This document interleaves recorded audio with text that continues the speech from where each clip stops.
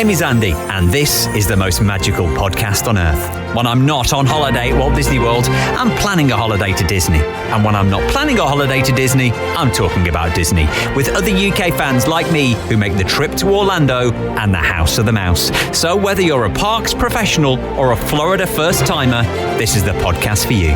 Each episode, I'll be chatting to other Disney superfans to share memories of their magical times, answering your Walt Disney World questions, getting you all the latest news from the parks, and finding out what's happening right now in Orlando. So get your ears on as we take you to the most magical place on earth.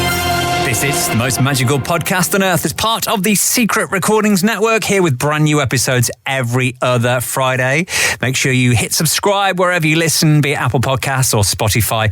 Hit that subscribe button so you don't miss the next episode. And you can keep the conversation going as well between episodes. Make sure you give us a like and a follow on the socials: Facebook, Twitter, TikTok, Instagram. We are at Pod Magical. If you were listening to the last episode, we had a surprise message for James, who thought he was in the car going to London for the weekend. Well, actually, he was listening to the podcast in the car when we revealed to him that he's actually going to the airport to go to Disney World. If you want to see James's reaction, his mum and dad filmed it, so you can have a look at his reaction to that.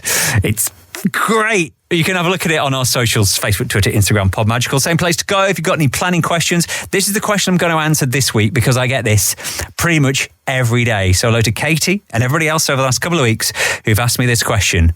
When is the dining plan coming back, or when is free dining coming back? Usually around now, there'd be a good offer for free dining next year. Now, last year, for 2022, for the holidays now, it was like a monetary credit. Previous years, we've had the dining plan, which isn't back yet. There is an offer on at the minute for this summer with 20% off hotel rooms, if you have a look at that at the moment on the Walt Disney World booking website. But as in terms of next year and free dining, nothing at the moment. The problem with dining that they have got is if you've tried to book any reservation at a Disney World restaurant, it's 60 days before you can book it. And pretty much on that 60 days, a lot of the reservations have gone. If you're looking for things like Space 220 or Ohana, some of the really hard to get restaurants, they've gone. You can be lucky if you're staying on site when your 60-day window opens. If you book at the end of your holiday, because you get that extra 10 days on the top, towards the end of it, you might get to book something like that. But the problem they've got at the minute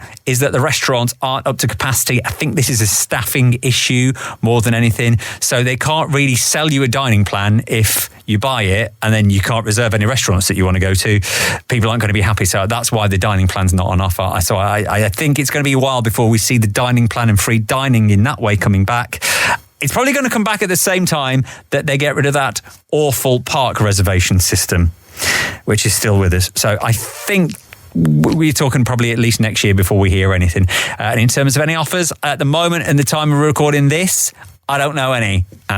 Again, follow us on socials and we'll see if we got any news for you. As soon as we get any, we'll let you know. And don't forget, if you want to be a guest on the podcast, if you love talking about Walt Disney World, do drop me a message as well. Let's chat with this week's guest, Cal. Let's get some Disney World memories from Louise.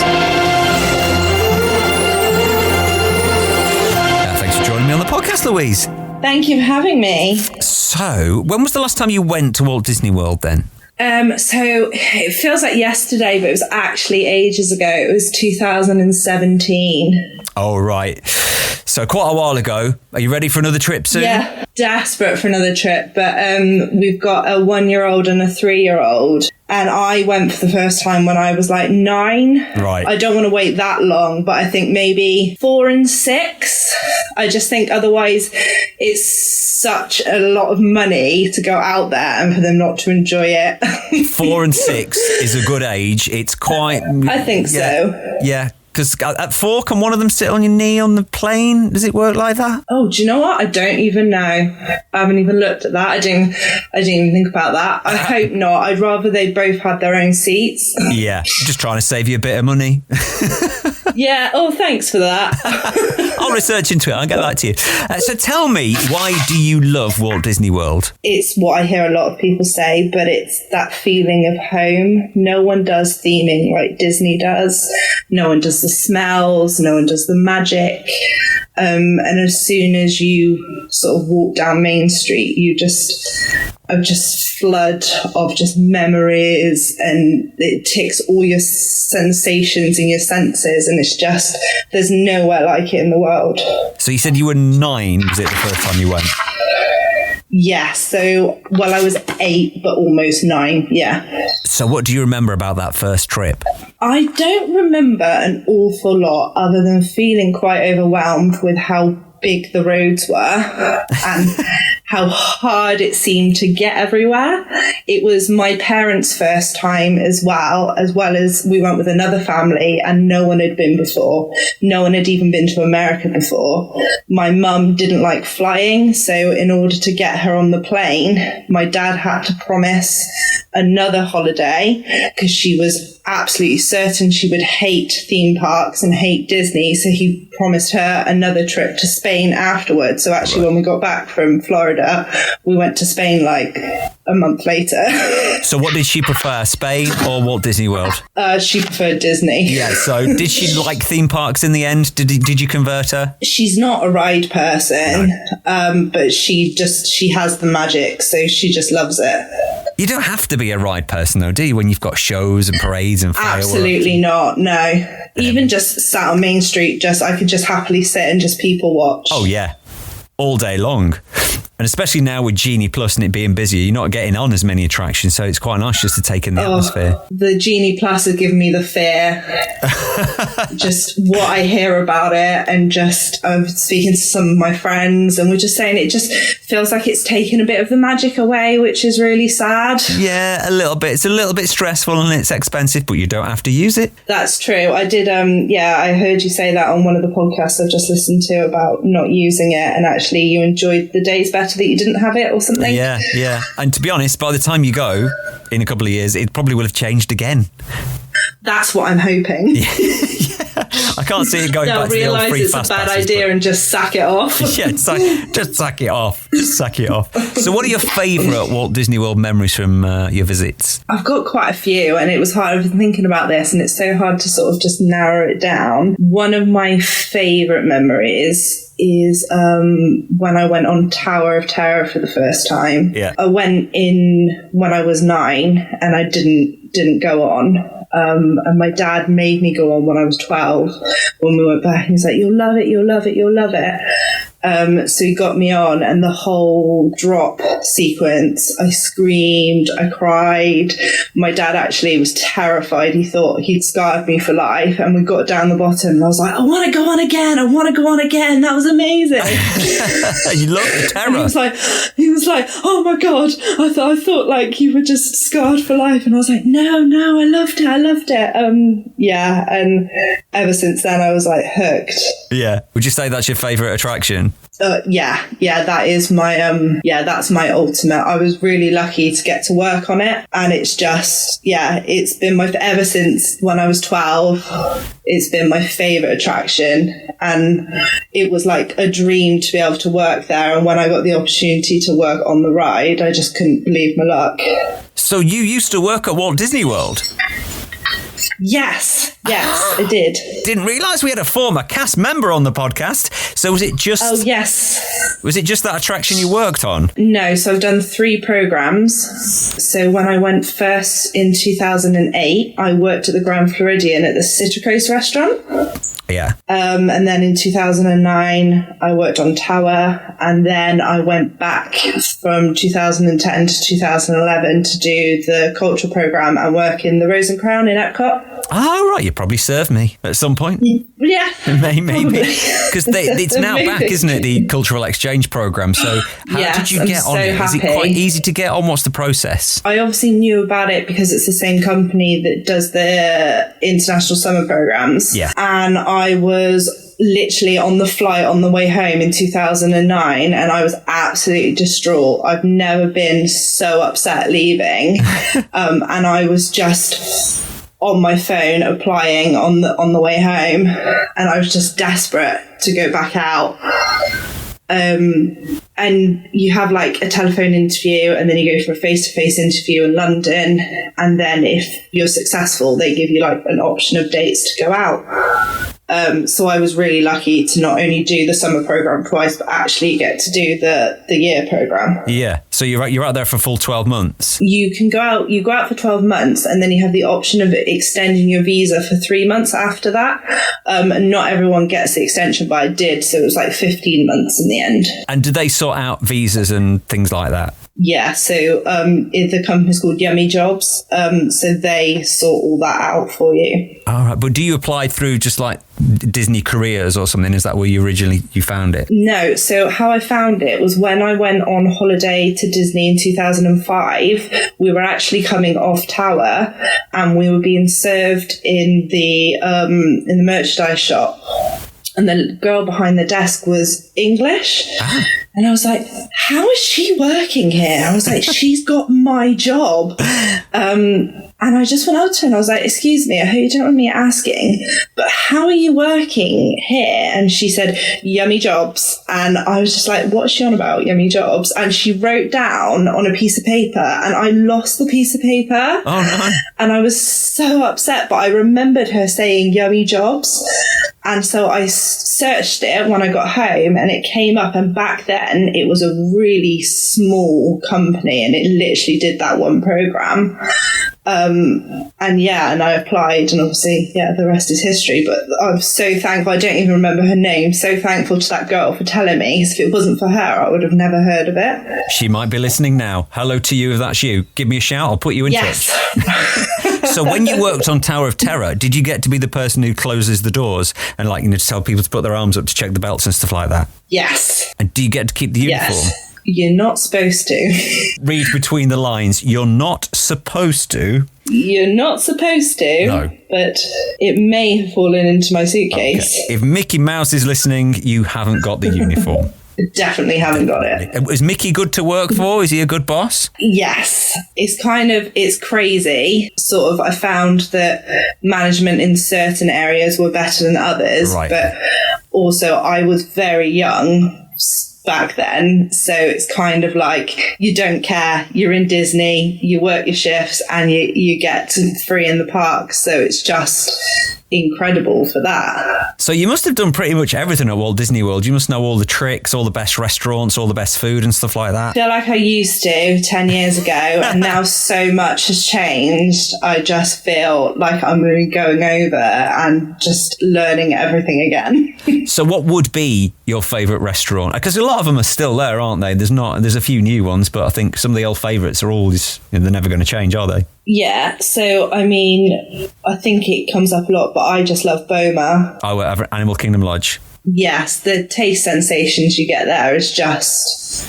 amazing. They have I can't remember the name of it, but it's like a peanut soup and it's so good. Yeah, I mean, over the years, I've eaten at so many. Brown Derby's a really good one as well if you want a signature dining. And for a really good one that not many people know about, but the Whisper Canyon Cafe. Wilderness Lodge. Yeah, that's just good because it's funny and it's got a lot of guest participation, which I just like because you wouldn't know. It's not like when you go to 50 prime time and you know that probably something's going to happen. With this, you could just turn up and be expecting a meal, ask for something, and then this whole charade happens. You'd be like, what is going on here? Is this the one where if you ask for ketchup, they bring you about 20 bottles? Yeah. Yeah, and everyone has to get up from their tables and you just end up with everyone's ketchup bottles on your tables. Sounds good. Put it on the list for next time. Oh, that's great.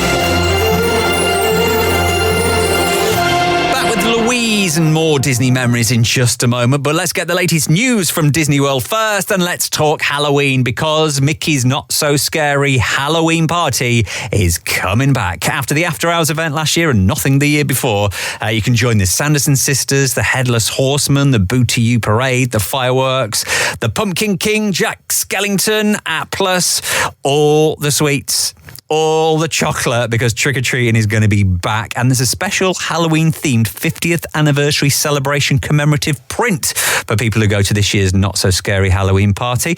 Dates run on select nights right through from August the 12th. That's the first one. The last one being on Halloween itself on the 31st of October. Ticket prices start from $109 to $199. You can get your tickets from the 18th of May unless you are staying in a Walt Disney World Resort hotel, and they go on sale from the 12th of May if you're going to be staying on site. So the Halloween party is back. Other news from that, they've got the Halloween party merchandise that's been released. The Finding Nemo musical, The Big Blue and Beyond, that's been announced to open this coming summer. The Connections Cafe and Connections Eatery at Epcot have been opened. And away from the parks, you fancy a Disney cruise? The Disney Dream is coming over to Europe for the first time with select sailings, 4-night sailings from Southampton next summer. Don't forget you can keep up to date with all the news from Disney on our socials. Give us a like, give us a follow. Facebook, Twitter, Instagram, TikTok, wherever you are.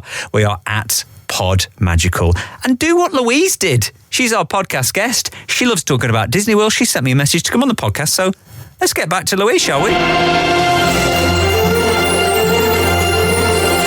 She used to work at Walt Disney World. She used to work for Mickey Mouse. So I'm guessing you wouldn't have stayed at any of the resorts when you worked over there.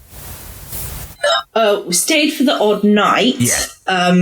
So I've stayed at like Fort Wilderness, Wilderness Lodge as well. But I've never, when I've been on holiday, we've never stayed at Disney. We've always sort of stayed in a villa. Have you got a particular favourite resort though? Because I worked there, the Grand Floridian is always going to be my favourite. Yeah, and they're giving it a bit of a makeover, aren't they? I hope they don't change it too much. And it smells amazing when you go in. Oh, it doesn't it just, especially at Christmas. Oh, because of the gingerbread house. That gingerbread house, amazing. So Grand Floridian would be the greatest resort at Walt Disney World, but you say you prefer when you go as a holiday maker on vacation, you prefer to stay off-site. Yeah, we just always have done. I think because we just find it easier if we're going to other places. But I think when I go next time, I'd want to stay at Disney, so I'd want to have that experience. And do you drive around when you're in Florida? Yeah, I don't. My dad does. Yeah. But I would do, but yeah. When you were working there, how did you get around? Did you just have to use all the buses all the time? Was there just staff buses and things? Yeah, so Disney put on staff buses from like the accommodation to wherever you're going. Or we used to have a guy that we knew quite well that had a taxi, right. And you'd just ring up Cal and he'd pick you up for like a couple of dollars. We'd all like bungalow in the back of the van. So have you got any good insider tips when it comes to planning or anything like that? Anything you picked up over your time or over your holidays? Just planning and research, I think, is a massive must, especially if you haven't been before. It can be such a minefield. And if you go and think of just winging it, it's kind of like you waste it then. So I think research and planning, and make sure, like, especially if it's your first time, you do put in rest days and you use them as rest days, because it can be a lot. There's too much temptation, isn't there, though, when you put in a rest day, but then you go, oh, do you know what? We paid for a ticket. Let's just go anyway. Yes, that's the problem. And then you just get shattered. Yeah. Force yourself to do nothing. Especially if you've got a villa. Particular times of year, when is like the best and worst times to go, would you say? I'd say the best time is September, because it generally is the quietest time. And if you go towards the tail end of September, you start to get Food and Wine and Halloween Horror Nights and Mickey's Not So Scary. So you can kind of get all those in whilst it's quieter before it hits October. And what about worst times? Any times to avoid? Worst time is just summer, because it's so hot, it's so busy, and it's just the worst time to go. Does it get, because I've never been like in the peak of summer, does it get really uncomfortable? Yeah, it does. And obviously with the rain as well, it's just, you're so hot, and then it's going to rain at some point and massively pour it down. And then that just gets annoying. and then it stops, and then it's hot again. So you dry really quick, but it's frustrating weather, and it's just the heat makes you really annoyed, and you snap quickly, and you see that a lot going around in the summer. It seems less magical because people get agitated quicker in the heat and the tiredness. Definitely. So yeah, I know it's hard because especially if you have kids like we do, you have to go in like the summer. But when we went for the first time, we went in April, and I don't remember it being that busy. I know it's like spring break and that, but maybe we just missed that. Yeah, it depends. If there was an early Easter, you might have missed the spring break, maybe. Yeah. And you mentioned before Halloween Horror Nights. Is Halloween your favourite time of year then, over in Orlando? Yeah, because of food and wine as well, because you can get both. And I love food and wine. So I think that tips it more than Christmas for me. I do love, this is my new thing actually, is I was just chatting the other day and I was saying, you know what, if I could just have an ideal day at Walt Disney World, and I will ask you this in a moment, your ideal day, but I think it would just be going to Epcot and eating my way around one of the festivals. Oh, yeah. It's just great. Yeah, everything's just changed. It used to be going on certain attractions and doing stuff, but now it's like, oh, I just can't happily just be there. People watch and eat. That's just my ideal. What about other places in Orlando? Having spent a lot of your life there, did you find any other places to go? When I worked for Disney, we literally, because it was free, just basically went to Disney. I obviously did Disney. Universal. I'm not a fan of like rides without theming, so places like Busch Gardens doesn't really interest me. Yeah. Because I love Disney so much, every sort of day that I had off or after work, we just be in the parks. It sounds like the dream, to be honest. You know, you work for the day and then at night you go, do you know what? Should we just nip over to Magic Kingdom and watch the fireworks? And you could just do that. It was great. And I think especially on my first program, because everything was so new and I had no idea, I don't think I realised how lucky I got it, because Citrus Coast at that point only opened in the evening. So I'd have every day off, work for 4 hours in the evening, and then obviously you can still see Wishes from the Grand Floridian. Yeah. And it was just great. Whereas some people were working Main Street Magic Kingdom, open till 3 a.m, working like 16-hour shifts, and mine was nothing like that. You did have it cushy that first time round. Yeah, definitely. I really did. And it was lovely to hear Wishes being mentioned again on the podcast. We missed that firework display. Oh, it's my favourite. Nothing will ever beat it. So let's give you your perfect 24 hours at Walt Disney World.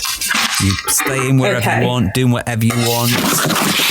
Park hopping. So I think if you're doing this in the real world, it would take longer than 24 hours. Okay. Okay. Just go with me. I'd stay at the Grand Floridian because I never have. And that would just be my ideal, to wake up there with like a castle view. Would be amazing. And then I'd have breakfast at 1900 Park Fair.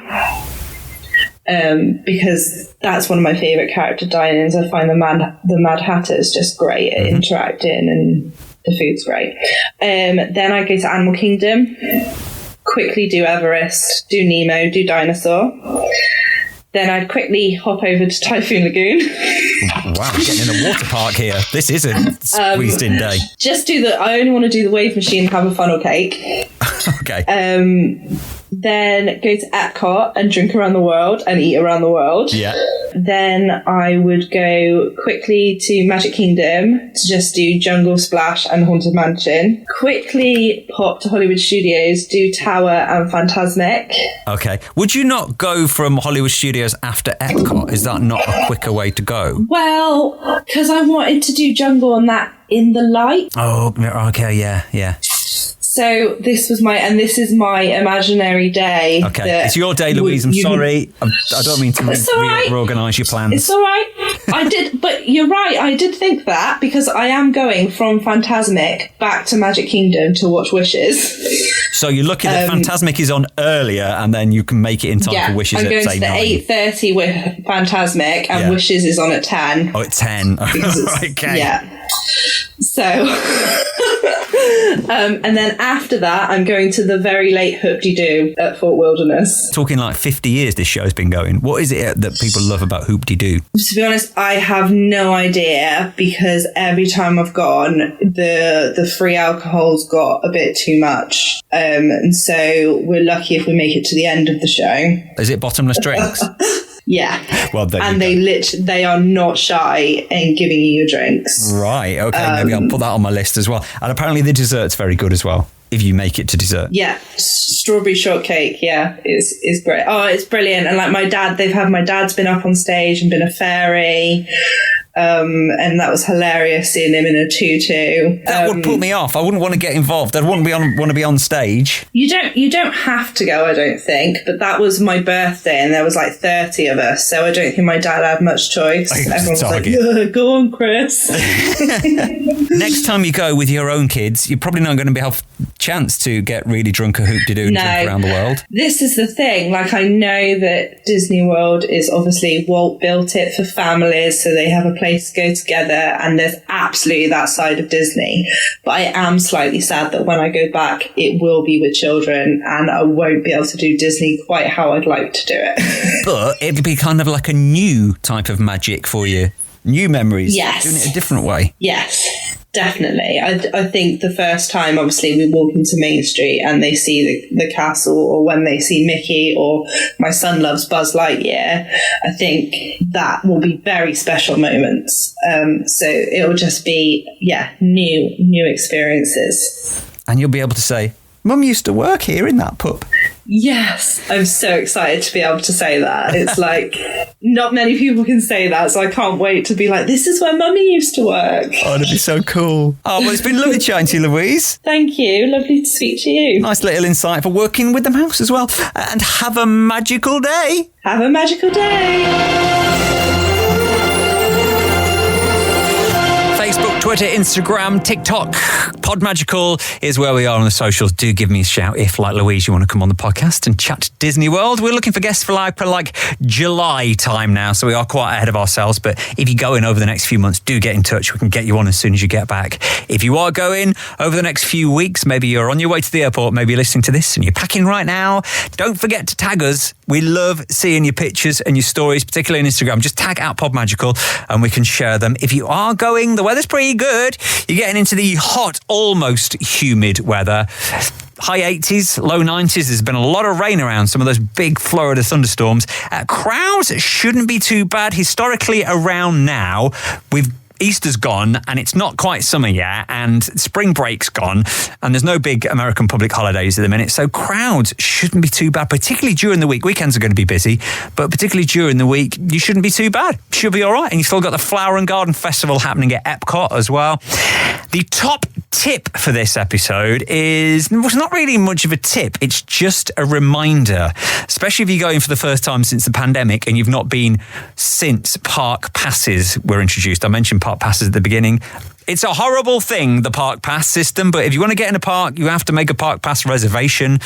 And then from 2:00 in the afternoon, you can then park hop. It's most likely all the parks will be open for park hopping. But here is something very important to remember. And sometimes people do forget this, or maybe they don't even know it. If you're going to park hop, you can't do it until you've been to your park pass reservation park first. So, for example, you've made a park pass to Animal Kingdom, but you fancy going over to Epcot to see the fireworks. If you've been to Animal Kingdom and it's gone 2:00, it's all right, make your way over to Epcot. But if, say, you have a lie-in, or you just want in a pool day, or you've been to Universal and you think, oh, do you know what, we're not going to go into Animal Kingdom, we'll just go over to Epcot for the fireworks at night. You won't get in. If your park pass for that day was Animal Kingdom, if you've not been to Animal Kingdom and magic band your way in, you can't park pass. So if you do want to go to Epcot to see the fireworks, wherever you are, if Animal Kingdom's still open, you better nip over to Animal Kingdom, swipe in, come out and make your way over to Epcot. So make sure that you've been to your park pass reservation for the day before you park hop. Otherwise you can't. Do keep in touch. Facebook, Twitter, Instagram, Podmagical. Do give us a 5-star review as well. We love getting those 5-star reviews. And if you've got any comments, you leave us a comment as well. And we've got brand new podcasts coming. every other week, a fortnight today. The next one drops. Make sure you subscribe, then you don't miss it. And until next time, please stand clear of the doors.